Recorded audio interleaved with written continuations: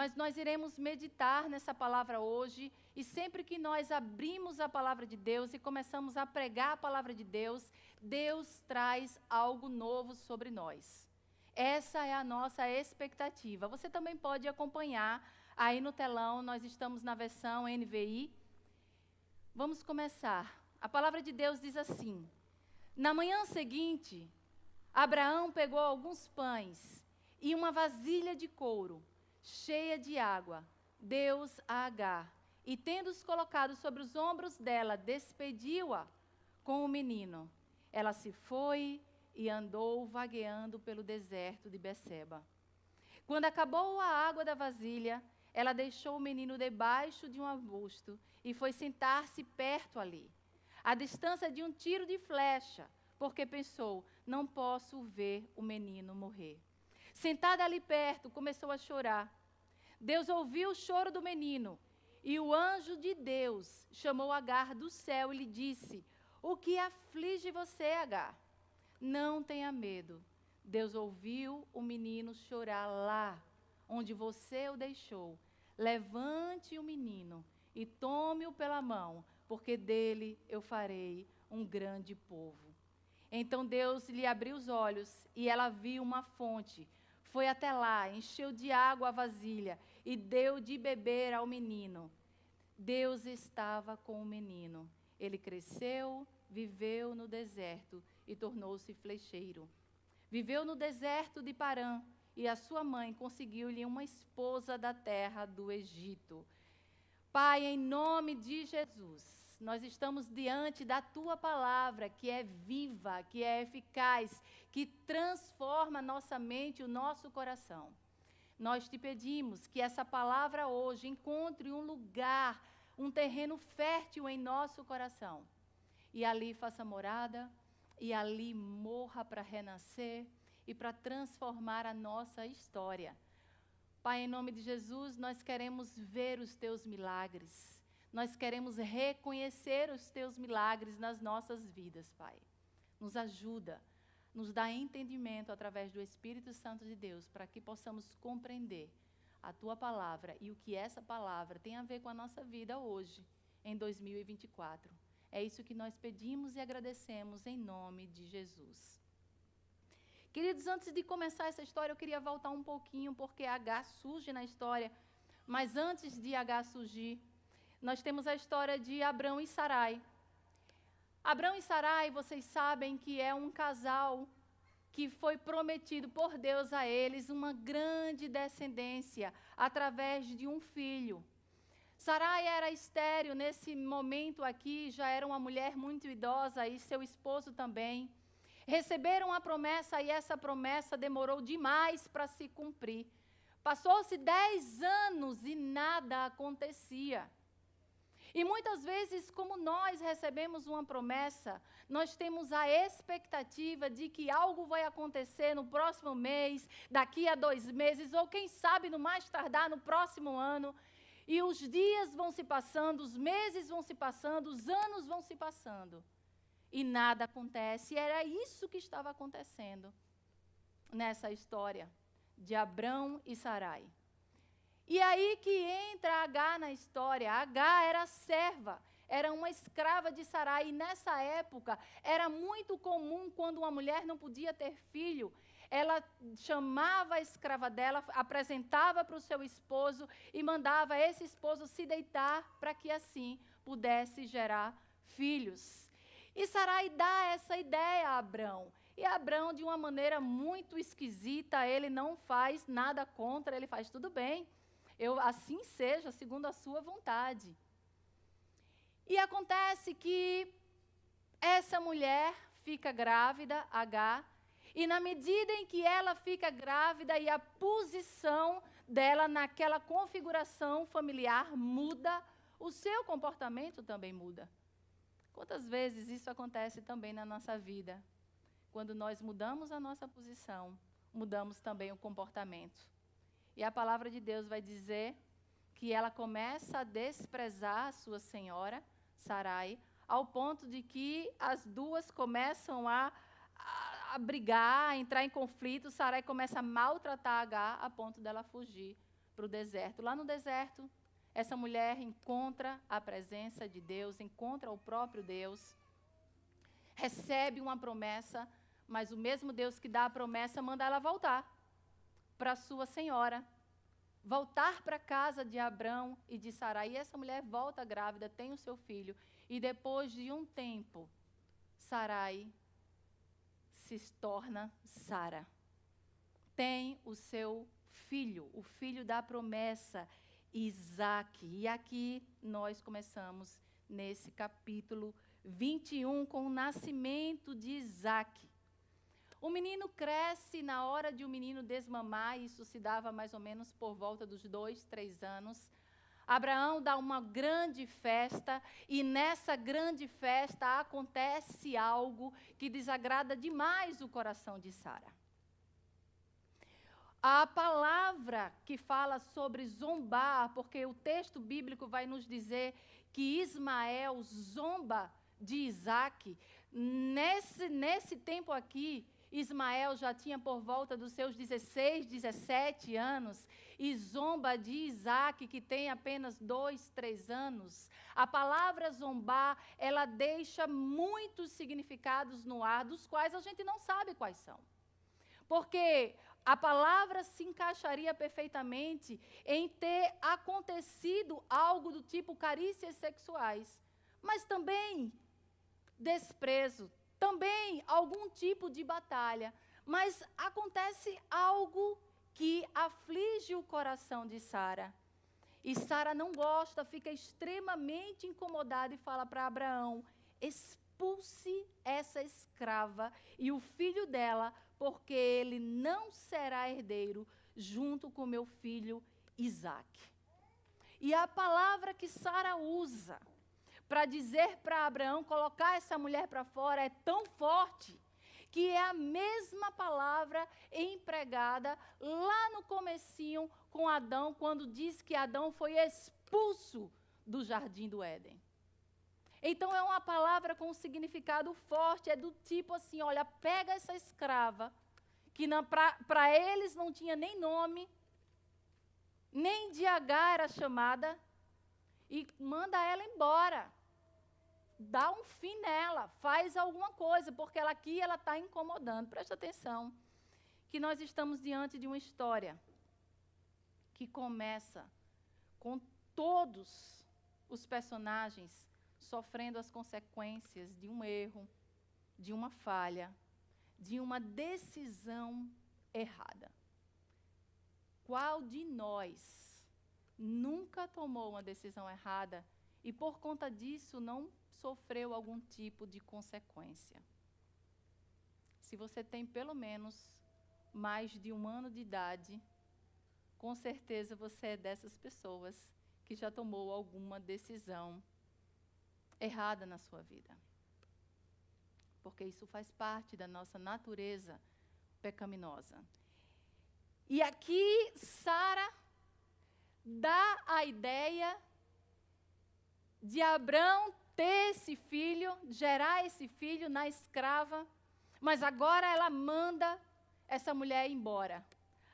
Abraão, que aceita de bom grado essa ideia, agora sofre a consequência de ver o seu filho indo embora, porque a palavra vai dizer que esse homem sofre, ele fica angustiado.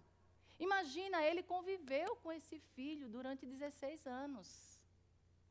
Ele fica angustiado, mas agora ele precisa se despedir desse filho que amava. E Agar, simplesmente ela vai. Ela aceita o destino que foi traçado para ela. Ela, como uma escrava, ela não tem direito de escolha. Na verdade, ela era nada mais do que um objeto, nada mais do que uma propriedade. E o texto vai nos dizer que ela se foi e andou vagueando pelo deserto de Beceba. Queridos, se coloca na posição dessa mulher. Alguém aqui já esteve num deserto literal? Essa mulher, ela sai carregando um pouco de água, alguns pães, com o seu filho. E ela começa a andar naquele deserto. E não existe nenhum rumo para ela seguir. Não existe nenhum alvo para ela atingir. Não existe um lar para ela se refugiar. Nada. Ela não sabe o que vai acontecer com ela. Ela simplesmente está ali perambulando, isolada, sem ter para onde ir, sem lugar nenhum para se abrigar. Tudo que ela tem é muito pouco. Você já ficou numa situação assim, de que você sabe, você tem consciência de tudo que você tem é muito pouco, é muito limitado. Os seus recursos estão prestes a acabar. E a sua vida depende desses recursos. A sua história depende desses recursos. No verso 15, chega o momento mais temido de Agar. A palavra de Deus vai nos dizer que a água da vasilha acaba. Você está num deserto. Você está com o seu filho, que é mais uma responsabilidade. E agora a água da vasilha acabou. O texto vai nos dizer que ela deixa o menino debaixo de um arbusto e vai se sentar perto dali, a distância de um tiro de flecha, porque ela pensa, não posso ver o menino morrer. Sentada ali, ela começa a chorar. Agora ela está diante de uma situação, de uma cena de desespero, em que ela não tem mais um lugar, mas ela também não tem água. E ali eles estão com sede, estão com fome, estão desidratados, falta recurso, falta esperança, falta uma saída. O seu filho está à beira da morte e muitas vezes a gente acha que essa mulher está sendo covarde, porque ela vai para longe, ela vai para um lugar em que ela não possa nem ver o que vai acontecer com esse filho, nem muito menos escutar o choro desse filho. Eu não sei se você pensa se eu não deixava o meu filho por nada. Quando nós estamos diante de algumas situações difíceis, a gente tem coragem nem de colocar no nosso celular o nosso banco para a gente não ver o saldo. Quem passa por isso? Não quero nem ver, parece que vai... Você não vê, você não sente, né? Você sabe que o negócio está feio. Mas você faz, não, eu vou deixar para ver, só depois, para poder dormir em paz. E essa mulher, ela deixa aquele menino perto de uma árvore para assim o arbusto proteger um pouco essa criança do sol. E ela vai um pouco mais distante, ela pensa naquele momento que o fim dela tinha chegado, que estava absolutamente tudo acabado, a história dela, a história do filho tinha chegado ao fim, mas eu quero dizer que não estava no fim. Parecia que estava no fim. Ela olhava para os lados e ela não via absolutamente nada, nenhuma saída. Mas ainda não era o fim. Queridos, recursos humanos acabam. Mas os recursos do Senhor, eles são inesgotáveis. Nunca fique com inveja de alguém que está recebendo bênção demais. Sabe por quê? Porque por mais bênção que ele receba, não acaba a fonte que é Deus. Tem recurso vindo dos céus para você. Tem recursos vindo do céu para você, e para você, e para você, e para você. Porque Deus é uma fonte inesgotável. Essa mulher, ela sai com algo que deram para ela, que era capaz de fazê-la sobreviver por um curto período de tempo. Mas existia um recurso vindo dos céus, que ela não conseguia nem ao menos enxergar. E Deus, ele se manifesta naquele lugar. Lugar de solidão, de escassez. E essa é a primeira lição da noite que eu quero deixar para vocês. É que Deus vê o nosso deserto. Deus vê todas as coisas que nós passamos. Deus vê tudo aquilo que nós estamos enfrentando, todas as dificuldades. Deus vê que muitas vezes não tem ninguém ao nosso redor para nos dar uma mão.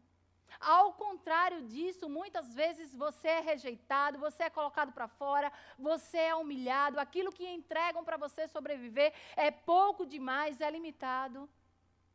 Mas Deus vê o nosso deserto. E mais do que isso, Deus ouve o nosso clamor. O texto vai nos dizer que Deus ouviu o choro de Ismael.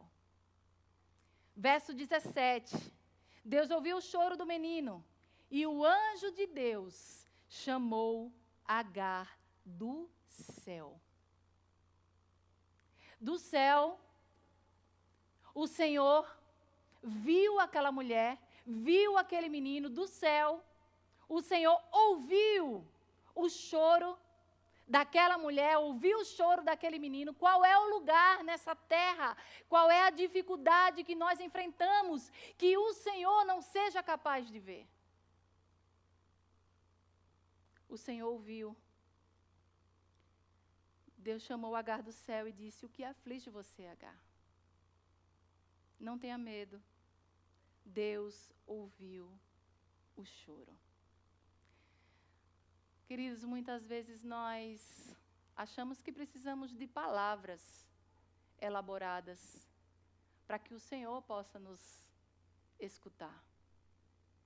Nós achamos que precisamos acordar de madrugada e fazer campanhas e campanhas e mais campanhas, e eu não estou dizendo que isso é ruim, porque todas as vezes que você se põe na presença do Senhor, isso é uma bênção.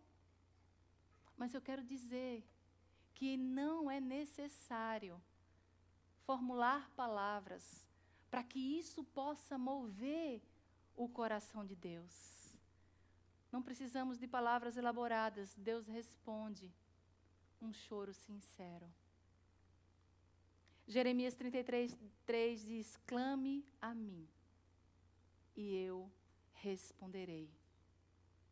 E o que Deus responde a Agar é que o seu choro tem prazo certo para acabar. Olha o que diz o verso 18.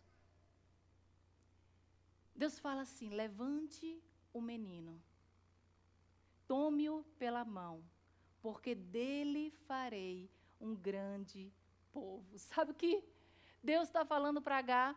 Tudo aquilo que ela estava vendo com os seus olhos naturais não definiam qual seria o futuro dela e o futuro daquele filho. Porque nós, quando estamos nesse tipo de situação, nós ficamos cegos espiritualmente. O medo nos apavora. O medo nos faz perder toda a promessa de Deus para a nossa vida. Porque essa promessa, ela já havia recebido, que do seu filho sairia uma grande nação, ele teria uma grande descendência.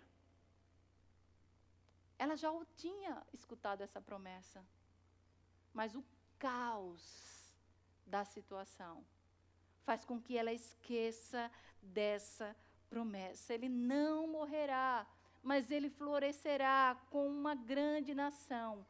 Não perca a esperança. Não é o fim da história. Eu não sei qual é a situação que você está passando essa noite. Eu não sei se é algo com você, com os seus parentes, com os seus familiares, se é na sua casa. Eu não sei em que área da sua vida é o deserto que você está passando, mas eu quero dizer para você: não fique prestando atenção, focando na dor, focando no problema.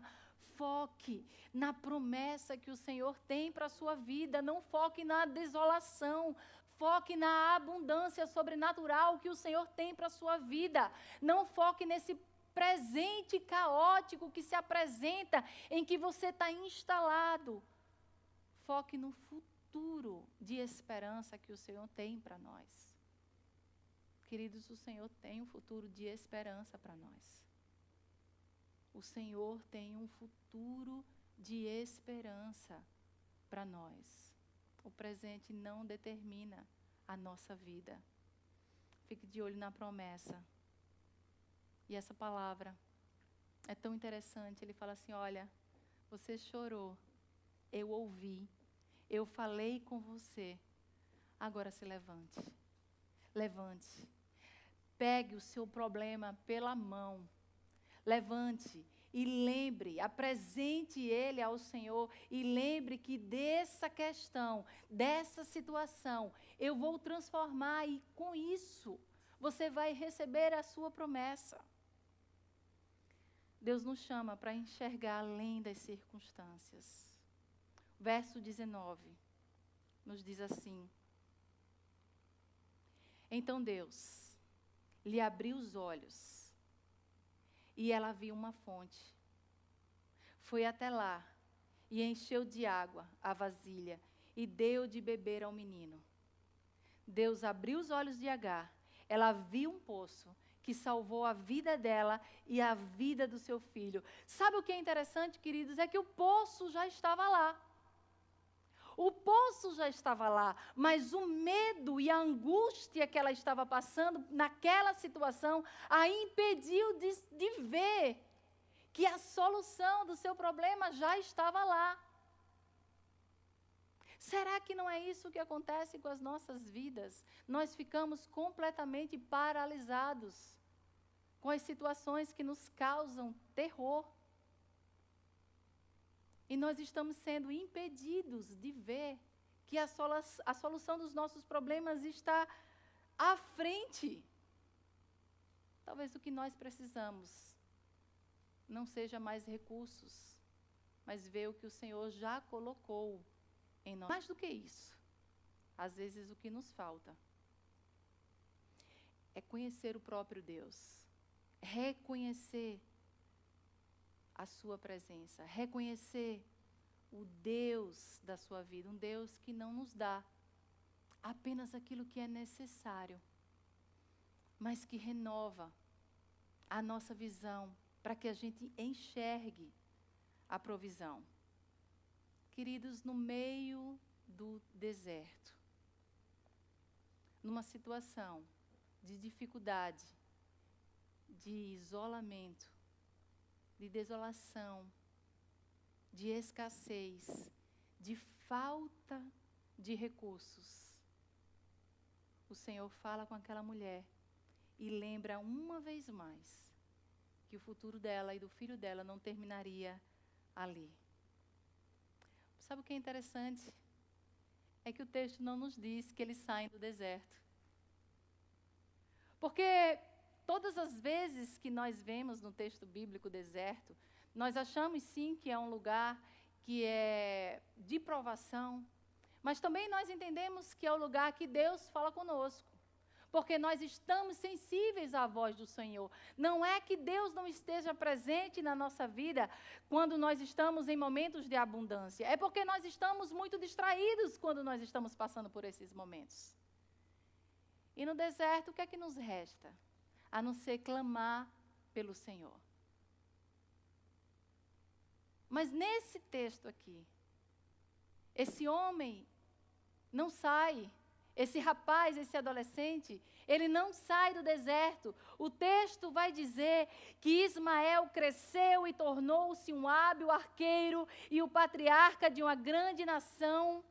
Você sabe que trata-se do povo árabe que nós conhecemos nos dias de hoje, mas que o deserto é a moradia final dos ismaelitas. O que acontece aqui, nesse lugar, é que Ismael, ele sai dos cuidados do seu pai, e ele agora vai para os cuidados do Pai Celestial. E ali naquele deserto, ele faz daquele deserto a sua moradia, ele aprende a conviver naquele ambiente hostil. E ali mesmo o Senhor transforma aquela situação de escassez no seu futuro próspero. O que mais me impressiona desse texto está no verso 20, quando o texto diz assim: Deus estava com o menino. Deus estava com Ismael. Charles Spurgeon vai dizer que a maior bênção que Deus pode dar a um homem é a sua própria presença. Se eu pudesse escolher entre todas as bênçãos desta vida, certamente não pediria riqueza, porque isso não traz alívio. Não pediria popularidade, porque isso traz um fardo. Mas escolheria, como minha maior honra, ter Deus sempre comigo. A presença de Deus é o maior de todos os milagres que nós podemos alcançar.